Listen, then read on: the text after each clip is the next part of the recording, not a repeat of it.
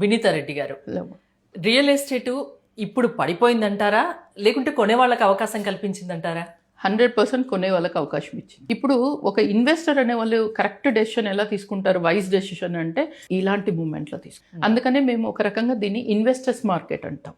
Investors market అంటే వాళ్ళు ఎలా ఆలోచిస్తారు, తక్కువ ధరలోకి వస్తే టక్కనే లాట్లో తీసేస్తారు. అలాంటి టైంలో ఒక కామన్ మ్యాన్ కూడా వైజ్గా ఆలోచించి చేయాలి. అది చిన్న బడ్జెట్ ఉండనివ్వండి, తక్కువ బడ్జెట్ ఉండండి, ఎవరైనా సరే ఈ టైంలో కొంటే వాళ్ళకి ఎక్కువ రిటర్న్స్ వస్తాయి.